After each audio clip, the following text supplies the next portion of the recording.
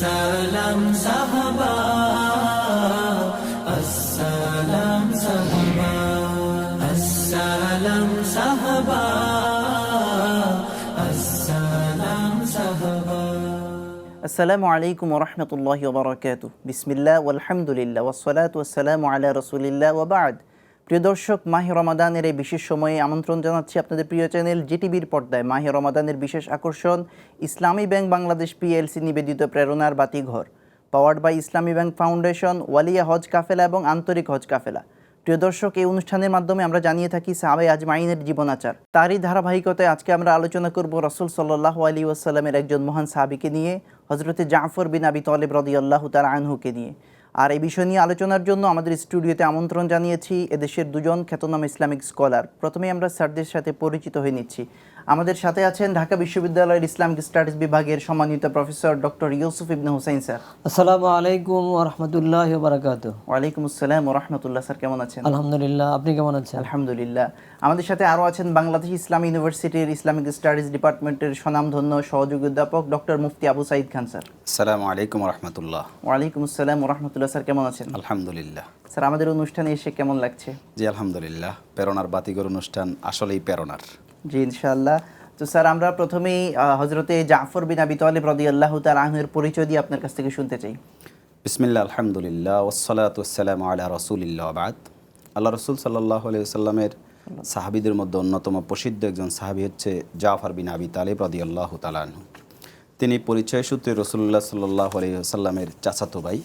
আল্লাহ রাসূল সাল্লাল্লাহু আলাইহি ওয়াসাল্লামের চাচা আবু তালেব, যিনি রাসূলুল্লাহ সাল্লাল্লাহু আলাইহি ওয়াসাল্লামকে মক্কায় অনেক সহযোগিতা করেছেন, কিন্তু ইসলাম গ্রহণের সৌভাগ্য তার হয়নি। তার সন্তানদের মধ্যে অন্যতম একজন সন্তান হচ্ছে জাফর বিন আবি তালিব। তো রাসূলুল্লাহ সাল্লাল্লাহু আলাইহি ওয়াসাল্লামের মক্কি জীবনের প্রথম দিক থেকেই ইসলাম গ্রহণের পর থেকে রসুলের সঙ্গী। এরপরে রাসূলুল্লাহ সাল্লাল্লাহু আলাইহি ওয়াসাল্লাম যখন মক্কায় নানা অত্যাচার নির্যাতনের শিকার হন এবং সাহাবায়ে কেরামও এই অত্যাচার নির্যাতনের মুখে শেষ পর্যন্ত মক্কায় থাকতে পারেননি, তোর মধ্যে প্রাথমিকভাবে কিছু সাহাবী মক্কা থেকে হাবশা, যেটা ইথিওপিয়া এখন, সেখানে হিজরত করেন এবং পরবর্তীতে মদিনায় যান। তো ওই সকল হিজরতকারী যে সাহাবীগুলো দুই জায়গায় হিজরত করেছেন তাদেরকে বলা হয় সাহিবুল হিজরতাইন, দুই হিজরতের অধিকারী। তো আল্লাহ রাসূল সাল্লাল্লাহু আলাইহি ওয়াসাল্লামের এই সাহাবী, তিনি জাফর বিন আবি তালিব রাদিয়াল্লাহু তাআলা আনহু, তিনি দুই হিজরতের অধিকারী ছিলেন এবং রাসূলুল্লাহ সাল্লাল্লাহু আলাইহি ওয়াসাল্লামের সাথে মিলিত হওয়ার পর থেকে সপ্তম হিজরিতে তিনি মিলিত হন খাইবারের যুদ্ধের প্রাক্কালে। এরপর থেকে বাকি যুদ্ধগুলোতে তিনি অংশগ্রহণ করেছেন এবং বিখ্যাত যে যুদ্ধটা ইসলামের ইতিহাসে মুতার যুদ্ধ, এবং সেই যুদ্ধে তিনি শাহাদাত বরণ করেন। তার অনেকগুলো উপাধি আছে। একটা উপাধি বলা হয় তাকে হিব্বুল মাসাকিন, তিনি মিসকিনদেরকে মানে দরিদ্রদেরকে খুব ভালোবাসতেন। তার একটা উপাধি হচ্ছে জুল জানাহাইন, দুই ডানাওয়ালা। রাসূলুল্লাহ সাল্লাল্লাহু আলাইহি ওয়াসাল্লামের হাদিস অনুযায়ী তিনি জান্নাতে দুটি ডানায় ভর করে উঠছেন, এই কারণে তাকে জুল জানাহাইন বলা হয়। তার একজন ছেলের নাম ছিল আব্দুল্লাহ ইবনে জাফর। আব্দুল্লাহ ইবনে ওমর রাদিয়াল্লাহু তাআলা আনহু থেকে হাদিসটা বর্ণিত, সহিহ বুখারীতে হাদিস আসছে যে তিনি যখনই আব্দুল্লাহর সাথে দেখা হইতো তো তখন বলতেন, ইয়া আসসালামু আলাইকা ইয়া ইবনাল জানাহাইন, যে দুই ডানাওয়ালার ছেলে আব্দুল্লাহ, তোমার প্রতি সালাম, এভাবে সালাম দিতেন। তো এই নামেই তিনি প্রসিদ্ধ হয়ে যান। অষ্টম হিজরিতে তিনি মুতার যুদ্ধে শাহাদাত বরণ করেন। এই হচ্ছে প্রাথমিক পরিচয় রাসূলুল্লাহ সাল্লাল্লাহু আলাইহি ওয়াসাল্লামের সাথে। আমরা এবারে ইউসুফ ইবনে হুসাইন স্যারের কাছে আসবো। আসলে স্যার, প্রত্যেকটা সাহাবীর ইসলাম গ্রহণের কিছু স্পেশাল ঘটনা থাকে, তো জাফর বিন আবি তালিব রাদিয়াল্লাহু তাআলা আনহুর এই ঘটনাটা আমরা একটু শুনতে চাই স্যার। বিসমিল্লাহ ওয়াসসালাতু ওয়াসসালামু আলা রাসূলিল্লাহ ওয়া বা'দ। প্রেরণার বাতিঘর অনুষ্ঠান যারা শুনছেন, দেশের বিদেশের কাছের দূরের সবাইকে মাহে রমাদানের শুভেচ্ছা জানিয়ে আমি শুরু করছি। রাসূলুল্লাহ সাল্লাল্লাহু আলাইহি ওয়াসাল্লামের অন্যতম সাহাবী জাফর ইবনে আবু তালিব রাদিয়াল্লাহু তাআলা আনহুর ইসলাম গ্রহণের ঘটনা। জাফর ইবনে আবু তালিব রাদিয়াল্লাহু তাআলা আনহু তিনি বনি হাশিম গোত্রের ছিলেন এবং তিনি রাসূলুল্লাহ সাল্লাল্লাহু আলাইহি ওয়াসাল্লামের চাচা আবু তালেবের ছেলে ছিলেন, যেমনটি আমাদের আবু সাঈদ স্যার বলছিলেন। তো তিনি ইসলামের প্রাথমিক যুগে যে বছর মক্কায় প্রচণ্ড খরা হয়েছিল এবং খরার কারণে ফসল নষ্ট হয়ে গিয়েছিল, খরার কারণে পশু পাখিগুলো সব মরে গিয়েছিল। তো আবু তালেব রাদিয়াল্লাহু তাআলা আনহুর অনেক সন্তান ছিল, তিনি সম্ভ্রান্ত ছিলেন, কিন্তু তিনি অধিক সন্তানদের কারণে তিনি অসচ্ছল ছিলেন। তো এই খরার বছর বা দুর্ভিক্ষের বছর যখন তার প্রচণ্ড কষ্ট হচ্ছিল, তখন রাসূলুল্লাহ সাল্লাল্লাহু আলাইহি ওয়াসাল্লাম এবং তার চাচা আব্বাস, তারা দুইজন আর্থিকভাবে সচ্ছল ছিলেন বনু হাশিমের মধ্যে। তো তাই তিনি আব্বাস রাদিয়াল্লাহু তাআলাকে বললেন যে চাচা, আমরা তো মোটামুটি সচ্ছল অবস্থায় আছি এবং দুর্ভিক্ষের কারণে আমাদের চাচা আবু তালেবের খুব কষ্ট হচ্ছে, তার সন্তান-সন্ততি বেশি, তার উপরে নির্ভরশীলদের সংখ্যা বেশি, এই সময় তো আমরা তাকে সাহায্য করতে পারি, চলুন আমরা তাকে যে প্রস্তাব দিই, তার একটি সন্তান আপনি নেবেন, একটি সন্তান আমি নেব। তখন আব্বাস রাদিয়াল্লাহু তাআলা তিনি বললেন যে অত্যন্ত ভালো প্রস্তাব, তুমি একটু কল্যাণের কথাই বলেছো। তখন তারা দুজন মিলে আবু তালেবের কাছে গেলেন, গিয়ে এই প্রস্তাবটি করলেন যে আপনার তো অনেক কষ্ট হচ্ছে, আমাদের কিছুটা সঙ্গতি আছে, আমরা আপনার বোঝা লাঘব করতে চাই, একটু হালকা করতে চাই। তখন আবু তালেব বললেন যে আমার ছেলে আকিলকে ছাড়া তোমরা যে কাউকে নিতে পারো। তখন রাসূলুল্লাহ সাল্লাল্লাহু আলাইহি ওয়াসাল্লাম আলী রাদিয়াল্লাহু তাআলাকে নিলেন এবং আব্বাস রাদিয়াল্লাহু তাআলা তিনি জাফরকে নিলেন। এই নেয়ার পরে আলী রাদিয়াল্লাহু তাআলা রসুলের বাসায় গেলেন, তার কাছে বড় হতে থাকলেন এবং তখন রাসূল সাল্লাল্লাহু আলাইহি ওয়াসাল্লাম নবুয়ত পাইলেন। আলী রাদিয়াল্লাহু তাআলা আনহু তিনি নবুয়ত পাওয়ার পরে যুবকদের মধ্যে তিনি প্রথম ইসলাম গ্রহণ করলেন এবং রসুল এবং আলী মিলে তারা দুজন একদিন মসজিদে হারামের চত্বরে নামাজ পড়তে দাঁড়িয়েছেন। সেই মুহূর্তে আবু তালেব সেখানে আসছেন, রসুলের ডান পাশে আলী রাদিয়াল্লাহু তাআলা দাঁড়িয়ে তারা দুজন নামাজ পড়ছিলেন। তখন জাফর ইবনে আবু তালেব পাশে দাঁড়িয়েছিল। তখন আবু তালেব তাকে বললেন, জাফর তুমি মুহাম্মদের পাশে দাঁড়াও। তখন জাফর রাদিয়াল্লাহু তাআলা কিছুই জানতেন না, তিনি তার পাশে দাঁড়ালেন। দাঁড়ানোর পরে তিনি এক ভিন্ন অনুভব করলেন, তিনি এক অপার্থিব স্বাদ পেয়ে গেলেন এবং সেটাই তাকে ইসলাম গ্রহণে আকৃষ্ট করলো। এবং সেই দিন নামাজ পড়ার পরে তার মনে অন্য ধরনের একটা পরিবর্তন চলে আসলো, ইসলামের প্রতি তার দয়া, রসুলের প্রতি তার ভালোবাসা তৈরি হলো এবং তিনি সেই ঘটনাকে কেন্দ্র করে তিনি পরবর্তীতে মুসলিম হয়ে গেলেন এবং তার ইসলাম গ্রহণ করার সাথে সাথে তার স্ত্রী সুমাইয়া বিনতে উনাইস তিনিও মুসলিম হয়ে গেলেন। যে এটাই তাদের ইসলাম গ্রহণের ঘটনা। জি স্যার, ধন্যবাদ। আমরা সাইদ স্যারের কাছে আসবো। স্যার, আসলে রাসূল সাল্লাল্লাহু আলাইহি ওয়াসাল্লামের সাথে জাফর বিন আবি তালেবের যে সম্পর্ক, এটা একটু আমরা শুনতে চাই স্যার। রাসূলুল্লাহ সাল্লাল্লাহু আলাইহি ওয়াসাল্লামের সাথে প্রথম কথা হচ্ছে জাফর বিন আবি তালেব রাদিয়াল্লাহু তাআলা আনহুর সম্পর্কটা হচ্ছে আত্মীয়তার সম্পর্ক, রক্তের সম্পর্ক। এবং আবু তালেবের একেবারেই যে সন্তানগুলো, এর মধ্যে জাফর বিন আবি তালেব রাদিয়াল্লাহু তাআলা আনহু প্রথম দিকে ইসলাম গ্রহণ করে। স্যার বলেছেন ঐতিহাসিকদের মতে তিনি 26 অথবা 32তম ব্যক্তি যিনি ইসলাম গ্রহণ করেছেন, অর্থাৎ মক্কা একেবারে প্রথম দিকে যারা মুসলমান হয়েছিলেন তোর মধ্যে একজন। তো এই কারণে হৃদ্যতা, ভালোবাসাটা সবচেয়ে বেশি ছিল। এবং এরপরে তাকে মক্কা থেকে যখন মদিনায় এই হাবশায় হিজরত করেন, তো হাবশা থেকে তারা যখন মদিনায় ফেরার মতো সুযোগ পেলেন 7ম হিজরিতে, আল্লাহ রসুল সাল্লাল্লাহু আলাইহি ওয়াসাল্লাম তখন যে যুদ্ধটার নাম হচ্ছে খাইবারের যুদ্ধ, খাইবারের যুদ্ধে তিনি সেখানে অবস্থান করছিলেন। তো জাফর বিন আবি তালেব রাদিয়াল্লাহু তাআলা রসুলের কাছে গেলেন। সহিহ বুখারীতে হাদিস আসছে যে রাসূলুল্লাহ সাল্লাল্লাহু আলাইহি ওয়াসাল্লাম এত বেশি আনন্দিত হয়েছেন যে ঐতিহাসিকগণ বলেছেন যে রাসূলুল্লাহ সাল্লাল্লাহু আলাইহি ওয়াসাল্লাম বলছেন যে আমি খাইবারের যুদ্ধে বিজয়ে বেশি আনন্দিত হয়েছি নাকি জাফর বিন আবি তালেবের আগমনে বেশি আনন্দিত হয়েছি জানি না। তার মানে জাফর বিন আবি তালেবকে রাসূলুল্লাহ সাল্লাল্লাহু আলাইহি ওয়াসাল্লাম এরকম ভালোবাসতেন। এবং জাফর বিন আবি তালেব আসার কারণে রাসূলুল্লাহ সাল্লাল্লাহু আলাইহি ওয়াসাল্লাম তার দরজায় একবার আসছিল। সহিহ বুখারীতে, এটাও সহিহ মুসলিমের হাদিস, সহিহ বুখারীতেও হাদিস আসছে যে রাসূলুল্লাহ সাল্লাল্লাহু আলাইহি ওয়াসাল্লাম জাফরকে অভিবাদন জানানোর জন্য এমনভাবে রওনা হলেন যে তার গায়ে তখন চাদর ছিল না, চাদরটা টানতে টানতে তিনি চলে যাচ্ছেন। তার মানে এত দ্রুতগতিতে বের হচ্ছেন তাকে আলিঙ্গন করার জন্য, জাফর বিন আবি তালেবকে অভিবাদন জানানোর জন্য। এভাবে তার সাথে তার হৃদ্যতার সম্পর্ক ছিল। এবং যে সময় তিনি শাহাদাত বরণ করেন মুতার যুদ্ধে, রাসূলুল্লাহ সাল্লাল্লাহু আলাইহি ওয়াসাল্লাম মদিনায় তখন সাহাবীদের সামনে জাফর বিন আবি তালেব রাদিয়াল্লাহু তাআলা শাহাদাতের ঘটনা বলছেন। আর ওয়া আইনানে তাদরিফান, সহিহ বুখারীর বর্ণনা হচ্ছে যে তার দু চোখ বেয়ে বেয়ে শুধু পানি পড়তেছে এবং তার পরিবারের লোকজন কান্না করতেছে। রাসূলুল্লাহ সাল্লাল্লাহু আলাইহি ওয়াসাল্লামের কাছে একজন লোক এসে বারবার বলছিল যে জাফরের পরিবার কান্না করতেছে। আল্লাহ রাসূল সাল্লাল্লাহু আলাইহি ওয়াসাল্লাম বললেন যে তাদেরকে বলো কান্না থামাতে, কিন্তু শেষ পর্যন্ত ওই লোকটা যাইয়া তাদেরকে কান্না থামাতে পারে নাই।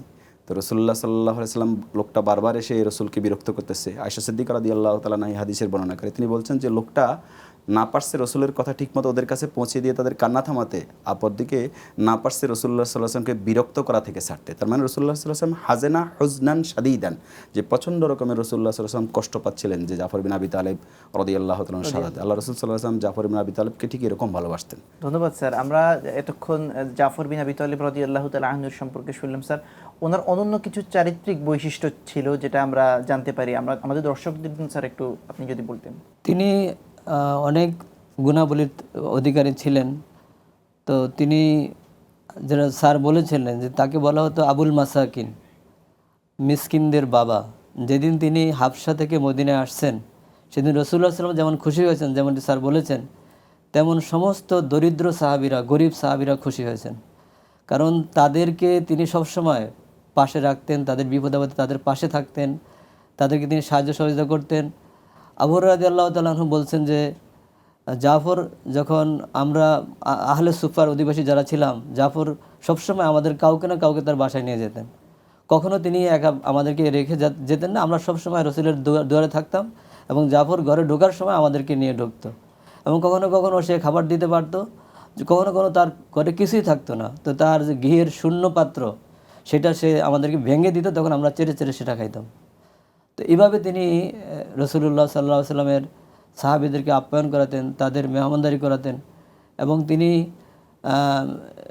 সব সময় দরিদ্রদের, গরিবদের পাশে থাকতেন এবং তার সত্যবাদিতা, তার আখলাক, এই সকল রাসূলুল্লাহ সাল্লাল্লাহু আলাইহি ওয়াসাল্লাম অনুসরণের সাথে একটা হাদিস আছে স্যার, তার এই যে সহিহ বুখারীতে হাদিস আছে, আল্লাহ রাসূল বলছে আশবাহতা খালকি ওয়া খুলুকি, যে তুমি আমার আকৃতিরও সাদৃশ্যতা অর্জন করেছো।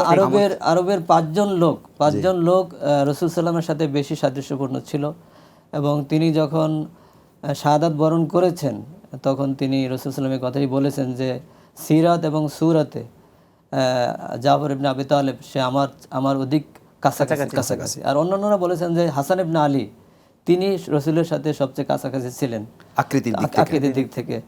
তো রসুলুল্লাহ সাল্লাল্লাহু আলাইহি ওয়াসাল্লাম এই যে সিরাত এবং সুরাতে, কারণ তিনি রসুলুল্লাহ সাল্লাল্লাহু আলাইহি ওয়াসাল্লামের যেমন দেখতে তার মতো ছিলেন এবং তার ভিতরে রসুল সাল্লামের সবগুলো চরিত্র বিদ্যমান ছিল। এই জন্য রসুল্লাহ সাল্লাম বলছেন তার সিরাত, তার নরমিয়াত, সে বিপদে, মানুষের বিপদে সে পরোপকারী, এ সকল কারণে রসুল্লাহ সাল্লাম তাকে তার চরিত্রের প্রতিচ্ছবি বলতেন। ধন্যবাদ স্যার। আমরা বিরতির পর আবার আসছি একই আলোচনায়।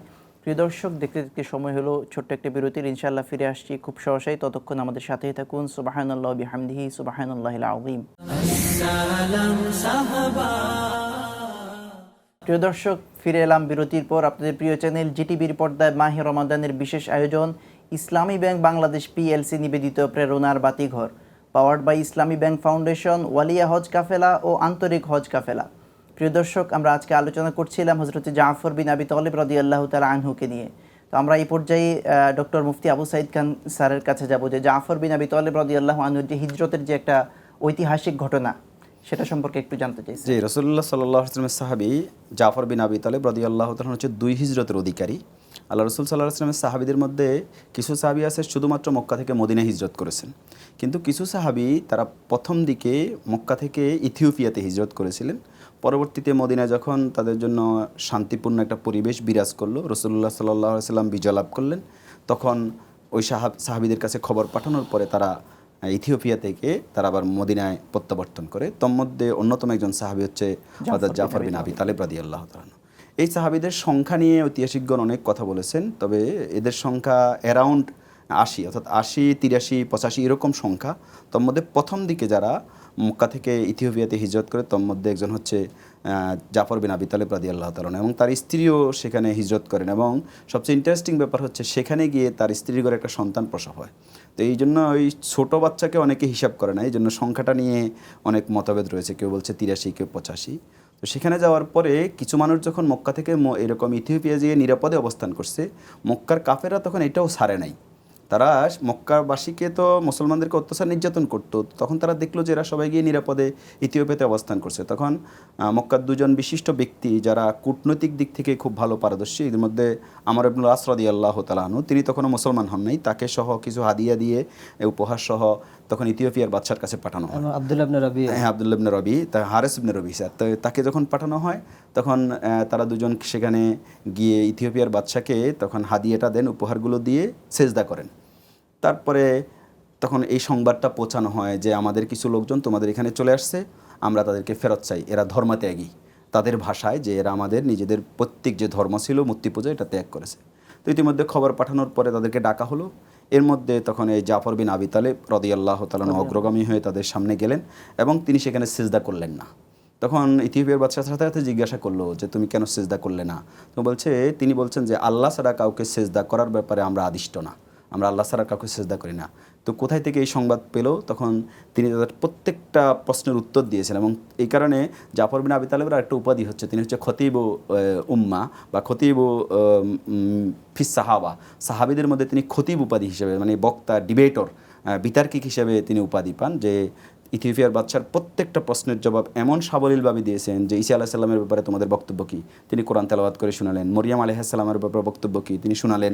তারপরে এই তোমাদের নবী তোমাদেরকে কিসের ব্যাপারে আদেশ দেয়, তিনি বললেন তিনি আমাদেরকে ইয়ামুরুনা বিস সলাতে ওয়াজ জাকাতে ওয়াল আফাফে, তিনি নামাজের কথা বলেন, জাকাতের কথা বলেন, পুত পবিত্র থাকার কথা বলেন। এভাবে বলার পরে এক পর্যায়ে ইথিওপিয়ার বাদশা তখন আশ্চর্যান্বিত হয়ে বলছেন যে এটা তো ওই নবীর ঘোষণা যেটা বাইবেলে অর্থাৎ তাদের এই গ্রন্থে, আসমানি কিতাবে ইতিপূর্বে ইঞ্জিলে এসেছে, সেই ভবিষ্যৎবাণী। এবং তিনি স্বীকৃতি দিলেন যে এটা মুহাম্মদ সাল্লাল্লাহু আলাইহি ওয়াসাল্লাম যে নবী এখন দাবি করা হচ্ছে মক্কায়, তিনি ইঞ্জিলে যিনি যার ব্যাপারে ভবিষ্যৎবাণী করা হয়েছে সেই নবী এখানে এসেছেন। এবং শেষ পর্যন্ত জাফর বিন আবি তালেব রাদিয়াল্লাহু তাআলা আনহুর বক্তব্যে ওই ইথিওপিয়ার বাদশা কনভিন্স হন এবং তিনি তাদের উপহার, মক্কার কোরাইশদের প্রেরিত যে উপহার সহ ওই দুজন ব্যক্তিকে ফেরত পাঠান। এবং জাফর ইবনে আবি তালেব রাদিয়াল্লাহু তাআলা আনহু সহ যে সকল সাহাবীরা মক্কা থেকে ইথিওপিয়াতে হিজরত করেছে তাদের নিরাপত্তার ঘোষণা দেন।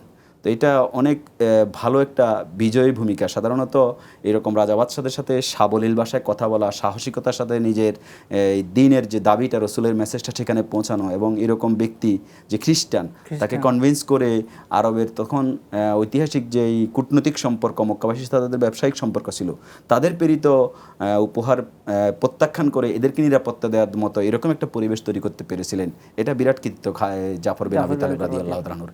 এবং যে কারণে সপ্তম হিজরি পর্যন্ত প্রায় 8-10 বছর পর্যন্ত তারা সেখানে নিরাপদে অবস্থান করেন। এবং মদিনায় যখন রাসূলুল্লাহ সাল্লাল্লাহু আলাইহি ওয়াসাল্লাম আহজাবের যুদ্ধের পরে খাইবারে বিজয় লাভ করলেন, তখন তারা খাইবারের যুদ্ধে গিয়ে সেখানে আবু মুসা আশআরী রাদিয়াল্লাহু তাআলা সহ আরও অনেকজন সাহাবী নৌকায় করে গিয়ে রাসূলুল্লাহ সাল্লাল্লাহু আলাইহি ওয়াসাল্লামের সাথে সেখানে সাক্ষাৎ করেছেন। ধন্যবাদ স্যার। আমরা এবারে ইউসুফ ইবনে হুসাইন স্যারের কাছে আসবো। জাফর ইবনে আবি তালিব রাদিয়াল্লাহু তাআলা আনহু অনেকগুলো যুদ্ধে অংশগ্রহণ করেছেন এবং কৃতিত্বের সাথে সেগুলোতে অংশগ্রহণ করেছেন, তো এই সম্পর্কে একটু স্যার জানতে চাই। জি, আপনাকে ধন্যবাদ। হযরত জাফর ইবনে আবু তালিব রাদিয়াল্লাহু তাআলা আনহু হাবশায় 10 বছর ছিলেন। 10 বছর থেকে তিনি মদিনায় আসলেন, মদিনায় হিজরত করলেন 7ম হিজরিতে, খাইবার যুদ্ধের থেকে রাসূল সাল্লামের বিজয়ের পরে। রাসূলুল্লাহ সাল্লাম খাইবারের গনিমতটা শুধু হুদাইবিয়া যারা অ্যাটেন্ড করেছিলেন তাদের জন্য ঘোষণা করেছিলেন এবং আল্লাহর নির্দেশে। কিন্তু যখন জাফর ইবনে আবু তালিব এবং তার সাথে সাহাবায়ে কেরাম আসলেন হাবাসা থেকে, তিনি তাদেরকেও তাদের মধ্যে ইনক্লুড করলেন। এ করার পরে তিনি 1 বছর মদিনায় ছিলেন, রাসূল সাল্লামের সাথে বসবাস করেছেন। এবং 8ম হিজরিতে যখন রাসূলুল্লাহ সাল্লাল্লাহু আলাইহি ওয়াসাল্লাম মুদার যুদ্ধের ডাক আসলো, তখন রাসূলুল্লাহ সাল্লাল্লাহু আলাইহি ওয়াসাল্লাম 3000 সৈন্যের সাহাবীদের এক বাহিনী প্রস্তুত করলেন এবং তিনি বললেন যে এই বাহিনীর সেনাপতি হবে যায়েদ ইবনে হারেসা রাদিয়াল্লাহু তাআলা আনহু। যদি যায়েদ ইবনে হারেসা শহীদ হয় তাহলে দ্বিতীয় সেনাপতি হবে জাফর ইবনে আবু তালেব। জাফর ইবনে আবু তালেব শহীদ হলে আব্দুল্লাহ ইবনে রাওয়াহা তৃতীয় সেনাপতি হবেন এবং কলেমার পতাকার দায়িত্ব নেবেন। তিনিও যদি শহীদ হন তখন মুসলমানরা ঠিক করে নেবে তাদের পরবর্তী সেনাপতি কে হবে। এই কথার মাধ্যমে তিনি এই 3 জন যে শহীদ হবেন সেটা বুঝালেন। এবং রাসূলুল্লাহ সাল্লামের নির্দেশ মতো তারা মাত্র 3000 সাহাবী মুদার অভিযানে, যেখানে খ্রিস্টানদের সংখ্যা ছিল 1 লক্ষ, 1 লক্ষ খ্রিস্টান তারা প্রস্তুত ছিল এবং তাদেরকে সাহায্য করার জন্য 1 লক্ষ রেডি ছিল। তো এই যে সংখ্যার যে প্রায় 2 লাখ, 1 লাখ প্রস্তুত, 1 লাখ পিছনে আছে, এই 2 লক্ষ সাহাবী খ্রিস্টান সৈন্যের বিরুদ্ধে মাত্র 3000 সাহাবী তারা যুদ্ধে নামলেন। এবং তারা প্রথমে হযরত যায়েদ ইবনে হারেসা রাদিয়াল্লাহু তাআলা আনহু তিনি বীর বিক্রমে যুদ্ধ করলেন এবং তিনি যুদ্ধ করতে করতে শহীদ হয়ে গেলেন। এরপরে জাফর ইবনে আবু তালিব রাদিয়াল্লাহু তাআলা আনহু তিনি পতাকা হাতে নিয়ে যুদ্ধ করলেন। যখন তিনি দেখলেন যে তাদের অবস্থা একটু নাজুক, তখন তিনি ঘোড়া থেকে নেমে অস্ত্র হাতে নিয়ে তাদের শত্রুদের ভিতরে ঢুকে গেলেন এবং ভিতরে ঢুকে প্রচণ্ডভাবে তাদেরকে আঘাত করতেছিলেন। এবং এক সময় তার ডান হাতে আঘাত করা হয়, তার ডান হাতটা কেটে যায়। তখন তিনি বাম হাতে তরবারি ধারণ করেন এবং আরেকজন খ্রিস্টান এসে তার বাম হাতটাও কেটে ফেলে। এরপরে তিনি 2 হাতে যে কাটা বাহু, সে বাহু দিয়ে মুখ দিয়ে এভাবে তরবারি ধারণ করে রাখেন এবং পরবর্তীতে একজন এসে তাকে দ্বিখণ্ডিত করে ফেলে, তখন তার পতাকাটা পড়ে যায়। এরপরে তার শাহাদাত বরণের পরে হযরত আব্দুল্লাহ ইবনে রাওয়াহা তিনি দায়িত্ব গ্রহণ করেন এবং তিনিও যুদ্ধ করতে করতে তাদের পূর্বের দুজন সেনাপতির পথ অনুসরণ করে তিনিও শহীদ হয়ে যান। এরপরে খালিদ ইবনে ওয়ালিদ রাদিয়াল্লাহু তাআলা আনহু তিনি এসে পতাকা ধারণ করেন এবং কাফেরদের সাথে লড়াই করে তিনি কাফেরদেরকে পর্যদস্ত করেন, তাদেরকে পরাজিত করেন। তো এই যে বিশাল যে একটা জয়, এবং রাসূলুল্লাহ সাল্লাল্লাহু আলাইহি ওয়াসাল্লাম যখন জাফরের তিনজন সেনাপতির মৃত্যুর সংবাদ, শহীদ হওয়ার সংবাদ শুনলেন, তিনি সার্জিরে বলেছিলেন যে তিনি জাফরের বাড়িতে চলে গিয়েছেন। বাড়িতে চলে গিয়ে যখন রসুলকে সাদা কাপড় পরে সাদা মাথায় রুমাল দিয়ে ঢেকে বাড়িতে ঢুকতে দেখেই তার স্ত্রী আসমা তিনি খুব ভয় পেয়ে গেলেন, তিনি শঙ্কিত হলেন যে রসুল কেন আসছেন। তো তিনি দেখেন যে তিনি জাফরের জন্য রুটির খামির বানিয়ে রাখছেন, যে জাফর আজকে আসবে, আসলে তাকে রুটি বানিয়ে খাওয়াবেন। তো রসুল সাল্লাম তার বাচ্চাদেরকে ডাকলেন এবং বাচ্চারা দৌড় দিয়ে তার কাছে আসলো। আসার পরে তখন মানে আসমা তার স্ত্রী জিজ্ঞেস করেন যে কোনো দুর্ঘটনা ঘটেছে কি না ইয়া রাসূলুল্লাহ। তখন বলেছে জাফর শহীদ হয়েছে, এবং তার চোখ থেকে পানি বের হলো। তিনি তার বাচ্চাদেরকে আদর করলেন, বাচ্চারাও নিথর হয়ে গেল। রাসূল সাল্লাম খুব কষ্ট পেয়ে তিনি বাসায় চলে গেলেন। উম্মাহাতুল মুমিনিনদেরকে বললেন যে তোমরা জাফরের পরিবারের কাছে যাও, তারা আজকে খুবই বিপদে আছে, তারা চিন্তিত, হাজিন, তোমরা তাদের পাশে থাকো। এরপরে রাসূলুল্লাহ সাল্লাম এই সময়গুলো খুবই কঠিন যাচ্ছিল রাসূল সাল্লামের, এবং তিনি খুবই মানসিকভাবে বিপর্যস্ত। তার কাছের একজন মানুষ এভাবে শহীদ হয়ে গেল। তখন একদিন রাসূল সাল্লামের মানসিক অবস্থা বুঝে আল্লাহ সুবহানাহু ওয়া তাআলা হযরত জিবরাইল আলাইহিস সালামকে পাঠালেন। পাঠিয়ে বললেন যে আল্লাহ সুবহানাহু ওয়া তাআলা জাফরকে যে দুইটি হাত তিনি দিয়েছেন, রক্তাক্ত হাত জাফরকে লাগিয়ে দিয়েছেন, এবং দুইটি হাতে ধরে সে জান্নাতে ফেরেশতাদের সাথে উঠছে। এই জন্য রাসূলুল্লাহ সাল্লাল্লাহু আলাইহি ওয়াসাল্লাম তাকে জুল জানাহাইন তাকে সেই জন্য বলা হয়, এবং তাকে তৈয়ারও বলা হয়। তৈয়ার, যিনি উঠতে পারেন, তার একটা উপাধি হলো তৈয়ার। তিনি জান্নাতে, এই যে তার যে মক্কায় থাকতেও তিনি নির্যাতিত হয়েছেন, নির্যাতনের শিকার হয়ে তিনি হাবশা হিজরত করেছেন, নিজের জন্মভূমি ত্যাগ করে, যেখানে তার জন্ম, শৈশব, কৈশোর, যৌবন কেটেছে, সেখানে ত্যাগ করে তিনি হাবশায় গিয়েছেন। সেখানে গিয়েও কুরাইশদের যাতনার মুখোমুখি হয়েছেন, এবং সেখানে গিয়ে তিনি আবার ফিরে এসে তিনি মুতার যুদ্ধে শহীদ হয়েছেন। এই যে তার অবদান, এটি আমাদের জন্য অনেক শিক্ষার।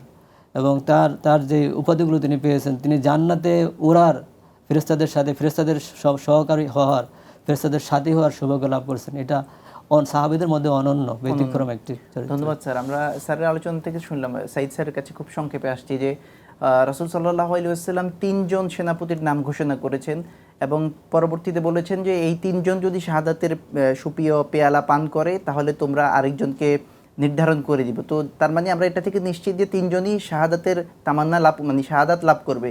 তো এখান থেকে মানে ওনারা সবাই জানেন যে শহীদ হবেন, এখান থেকে আমাদের কি শিক্ষা হতে পারে স্যার? জি, বিষয়টা হচ্ছে শাহাদাতের তামান্না আল্লাহ রসুলের সাহাবীরা সবাই পোষণ করতেন। তো ফলে যে তারা যখন এটা বুঝতে পেরেছেন যে একজন সেনাপতি, দ্বিতীয়জন সেনাপতি, তৃতীয়জন সেনাপতি, পরে আরেকজনকে বানিয়ে নেওয়ার কথা, তার মানে তারা যুদ্ধে যাওয়ার আগে বুঝতে পেরেছিলেন তারা শহীদ হবেন। তো ফলে এটাকে তারা সৌভাগ্য মনে করেছেন, তারা ভয় পাননি। এটা বিরাট সাহসিকতার পরিচয় যে যুদ্ধের আগেই তিনি বুঝতে পেরেছেন তিনি শাহাদাত লাভ করবেন। তো ফলে তারা দ্বিগুণ গতিতে তারা যুদ্ধ করেছেন। এখানে বিষয়টা হচ্ছে যে যারা মৃত্যুকে ভয় পায় তারা মৃত্যুর কথা শুনলে পিছপা হবে। আল্লাহ রসুলের সাহাবীরা তো এটা বুঝতে পেরেছেন যে তারা মরে গেলে বরং সফল। আল্লাহ রসুলের একজন সাহাবী, সহিহ বুখারীতে হাদিস আসছে, তাকে যখন কাফেররা হত্যা করছে ঠিক তখন তিনি বলছেন ফুস্তুবে রব্বিল কাবা, ওই কাবার রবের কসম যে আমি সফল হয়ে গেলাম। তারা এটাকে সফলতা হিসেবে ধরে নিতেন। এবং কোরআনে কারীম তো আসছে যে যারা আল্লাহর রাস্তায় নিহত হয় তাদেরকে তোমরা মৃত বলো না, বা লাহিয়াউন ইনদা রাব্বিহিম ইউরজাকুন, তারা আল্লাহর কাছে রিজিক প্রাপ্ত হচ্ছে। আবার সূরা বাকারার আয়াতে হচ্ছে ওয়ালাকিন লা তাশউরুন, তোমরা বুঝতে পারছো না তারা যে জীবিত। তো ফলে সেটা তো শাহাদাতের মধ্য দিয়ে নতুন করে জীবন লাভ, বরং এটা মৃত্যু না, তারা জীবিত, তোমরা বুঝতে পারছো না। এই কথার অর্থ হচ্ছে সেটা জীবন লাভ করা। তো তারা সেটাকে মনে করতেন যেটা মৃত্যু না, বরং নতুন করে একটা জীবন লাভ করা। তো সেই কেউ নতুন করে জীবন লাভ করাকে যদি বিশ্বাস করেন তাহলে সেটাকে ভয় পাবেন কেন, বরং সেটাকে আরও নিজেরা ভালো করে আস্বাদন করবেন, সেটাকে ধারণ করার জন্য সচেষ্ট হবেন। তো আল্লাহ রাসূলের সাহাবীরা সেটাকে ধারণ করেছেন। তো আল্লাহ তাআলা আমাদেরকে সেই আমল করার তৌফিক দান করুন। স্যার, আপনারা অনেক কষ্ট করে এসেছেন, আপনাদেরকে আল্লাহ উত্তম জাযা দান করুক। প্রিয় দর্শক, দেখতে দেখতে সময় চলে এলো আজকের অনুষ্ঠান শেষ করার। ইনশাআল্লাহ আগামী পর্বে নতুন কোনো সাহাবীর জীবন আচার নিয়ে আমরা আপনাদের সামনে হাজির হব। ততক্ষণ পর্যন্ত আল্লাহ তাআলা আপনাদেরকে ভালো রাখুন, সুস্থ রাখুন। সুবহানাকাল্লাহুম্মা বিহামদিকা আশহাদু আল্লা ইলাহা ইল্লা আনতা আস্তাগফিরুকা ওয়া আতুবু ইলাইক। ওয়াসসালামু আলাইকুম ওয়া রাহমাতুল্লাহি ওয়া বারাকাতুহু। আসসালাম সাহাবা, আসসালাম